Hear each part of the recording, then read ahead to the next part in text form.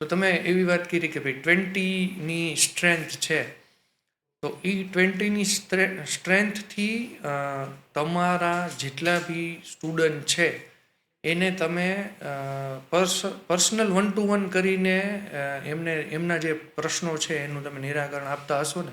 હા, આપીએ જ છીએ 100%. અમે હમ. ઘણા પેરેન્ટ્સ હોય છે, એ એમ કહે છે કે સર આમને એક ટાઈમ ટેબલ અમને બનાવી આપો કે હમ. ઈ ક્યારે વાંચી શકે, કયા સબ્જેક્ટનું કેવી રીતે વાંચી શકે. હમ.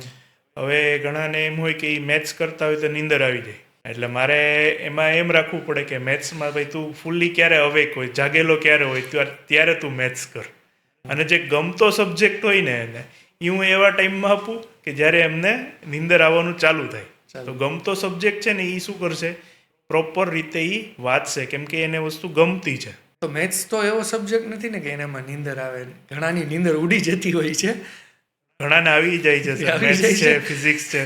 એટલે છોકરાઓનું મેઇન શું હોય સર કે 1-2 વારી ન્યુમેરિકલ ગણે અને પછી શું થાય કે નો થાય એટલે એ મૂકી દે, ફેડઅપ થઈ જાય કે ભાઈ મારાથી આ થતું જ નથી અથવા થશે જ નહીં, એવી અંદરથી ધારણા બનાવી લે છે એ લોકો.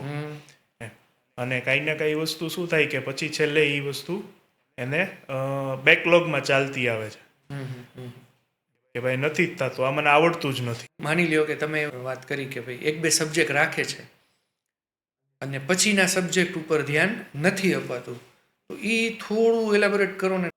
1-2 સબ્જેક્ટ રાખે છે અને 1-2 સબ્જેક્ટ બાકીના સબ્જેક્ટ ઉપર ધ્યાન નથી દેવાનું, એનું એ વસ્તુ છે કે સર તમે કોચિંગમાં આવો છો, બરાબર, ધારો કે કોઈનું ઇંગ્લિશ પાવરફુલ છે પણ એને મેથ્સ નથી ફાવતું, મારો કહેવાનો અર્થ છે કે એ મેથ્સનું ટ્યુશન રાખે, મેથ્સના કોચિંગ ક્લાસ માટે જાય, બરાબર. હવે ઇંગ્લિશ એને ફાવે છે, ઇંગ્લિશ એ ઘરે કરી શકે છે, તો ઘરે કરતો હોય તો કરી લે.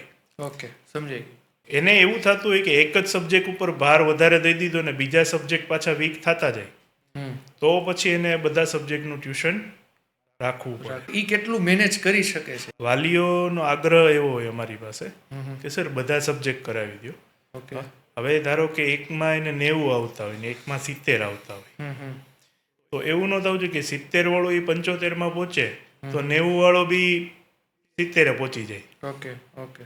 તો વાલીઓનો આગ્રહ શું હોય છે આપણી પાસે કે સર બધા રાખે, બધામાં સરખી મહેનત કરે અને ઓવરઓલ 90+ % આવે, કોઈ સબ્જેક્ટમાં વીક ના રહી જાઓ છો. ઓકે. પેરેન્ટ્સની એક્સપેક્ટેશન શું રહેતી હોય છે, અથવા તો ફરિયાદ કહી શકો તમે? બરાબર, બાળકો સામે ના કરે. અત્યારના યુગ પ્રમાણે પેરેન્ટ્સ અમને એમ કહી દે કે સર તમે છોકરાઓને ના કહેતા, અમારો ફોન આવ્યો હતો. પણ જનરલી શું હોય છે કે જ્યારે બી પેરેન્ટ્સ આવે અમારી પાસે ત્યારે એમની એ ફરિયાદ હોય છે કે સર આ સ્કૂલમાં છે, સારી એવી સ્કૂલમાં છે, અથવા સારા એવા મોટા ઇન્સ્ટિટ્યૂટમાં છે, એમ છતાં પણ એ ઘરે આવીને ઓનલાઈન અથવા તો યુટ્યુબમાં ટોપિક સર્ચ કરે છે, સબ્જેક્ટ સર્ચ કરે છે સર. અને ક્યારે એ યુટ્યુબમાંથી સોશિયલ મીડિયા ઉપર ડાયવર્ટ થઈ જાય ને એ ખબર નથી રહેતી. એટલે અત્યારના યુગ પ્રમાણે શું જાય છે સર કે સોશિયલ મીડિયા આપણને ખબર જ છે કે યુવાનો ઉપર અસર કરી રહ્યું છે, ખાસ કરીને વિદ્યાર્થીઓ ઉપર. પહેલી ફરિયાદ એ લોકોની જ હોય કે અમને મોબાઈલ આપણે મુકાવીએ. બીજી ફરિયાદ એ છે કે ટાઈમ થોડો મેનેજ કરે છોકરાઓ. મારા જે સ્ટુડન્ટ્સ છે એમને હું એ જ હેલ્પ આઉટ કરતો હોય કે તમારા આખા દિવસનું શેડ્યુલ કઈ રીતના બને. નોર્મલી આપણે બિઝનેસ માટે શું હોય, સવારથી આપણું પ્લાનિંગ હોય, આ વ્યક્તિઓને મળવાનું છે, આજે અહીંયા ટૂર જવાનું છે, એટલે આપણે પ્લાનિંગ વાઇઝ ચાલતા હોય, તો જ આપણો દિવસ છે એ સફળ કહેવાય. હા.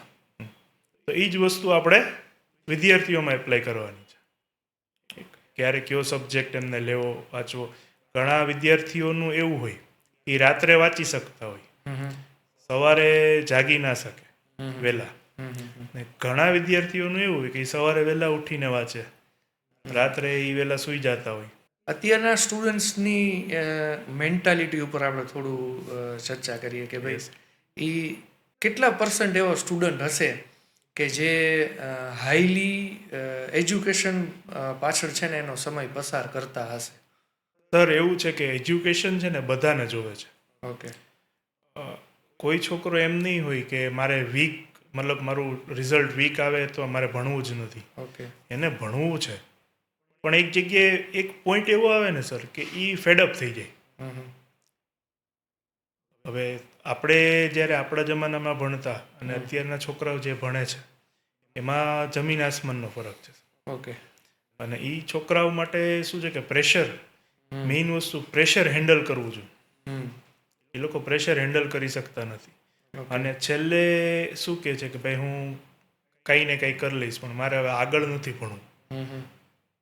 એને પહેલેથી એવું થિંકિંગ ના હોય સર. હમ. એ જ્યારે 11th સાયન્સમાં કે 12th સાયન્સમાં એ ભણે છે, જ્યારે નીટ આપે છે એટલે એને ડૉક્ટર જ બનવું હોય છે સર. તો જ એને નીટ રાખેલું હોય છે. ઓકે. પણ કાંઈ ને કાંઈ પ્રેશર હેન્ડલ ના થાય હમ.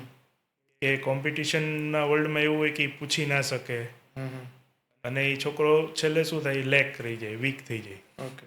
અને પછી ફેડઅપ થઈને એમ કે હવે મારે હું જે મળશે ને એ હું કરી લઈશ. ઓકે.